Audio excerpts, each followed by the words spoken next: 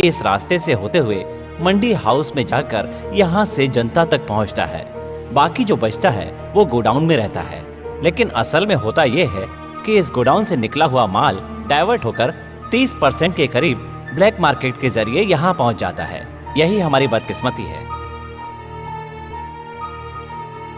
तुम्हारा क्या कहना है? मैं क्या कहूं सर, सब कुछ तो फिल्म ने साफ साफ कह दिया है। इस तरह के कितनी डॉक्यूमेंट्रीज हैं इससे भी भयानक।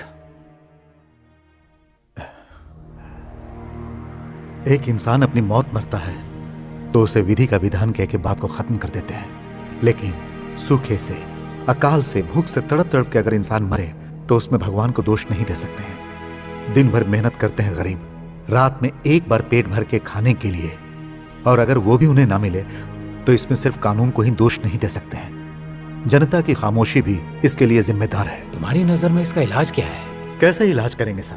पैसों की लालच में इस देश के नेता लोग गरीबों का निवाला छीनकर अपने गोडाउन में जमा करते हैं, डुप्लीकेट राशन कार्ड बनाते हैं, ऑफिसर से सब जानने के बावजूद आंख में पट्टी बांधकर टेबल के नीचे से रिश्वत लेते हैं सर।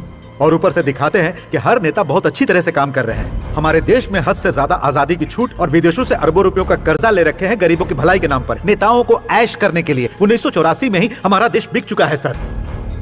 हमारे देश में आज भी अनाज की पैदावार 200 मिलियन टन की है, उसमें से 200 टन बर्बाद हो गया बताते हैं। नहीं, उसे नेता और बड़े बड़े ऑफिसर्स अपने हिस्सों में बांटते हैं, वो भी किसानों को कौड़ियों के दाम देकर, और सड़े हुए अनाज को अच्छी क्वालिटी का है कहकर जनता को सप्लाई करते हैं और अच्छे अनाज से अपनी तिजोरी भरते हैं। वोट डालने वाला इंसान के अधिकार को पहचान कर देश का कोई भी नेता किसी के साथ इंसानियत नहीं दिखाता है सर। राशन लेने वाली जनता को जब खाली हाथ लौटना पड़ता है तब वो यही सोचती है कि अब फिर मेरे घर में चूल्हा कब जलेगा। इसका क्या इलाज है रतन सिंह? सजा देनी चाहिए।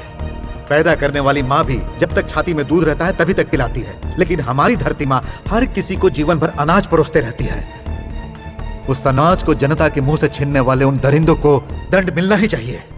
You are absolutely right. तुम्हारे हिसाब से हर स्टेट के हेडक्वार्टर्स को इस करप्शन को रोकने के लिए मैं आज ही अपने फरमान जारी कर दूंगा। इंडिया का मेजर कल्टीवेशन पंजाब का उत्पाद है। सारे जमाखोर दरिंदे लोग वहीं से अपनी उड़ान भरने की साजिश करते हैं। मैं तुम्हें चंडीगढ़ ट्रांसफर करने का इंतजाम कर देता हूं। मुझे तुम पर पूरा भरोसा है। सच कहूं तो तुम्हारे लिए कुरुक्षेत्र है। अर्जुन के निशाने की तरह तुम्हारा निशाना भी नहीं चूकना चाहिए। आंखें मूंद कर जनता की बातों में आकर मैं और उपदेश देने के फिराक में नहीं हूं। अर्जुन की आंख रखने वाला एक महावीर ही इस युद्ध में जीत सकता है, और वो योद्धा हो सिर्फ तुम। ये जीतने से ज्यादा गरीबों का आंसू पोंछना मेरा पहला कदम होगा सर, इसलिए मुझे उड़ीसा जाना होगा। All the best Ratan Singh. Thank you sir. Okay.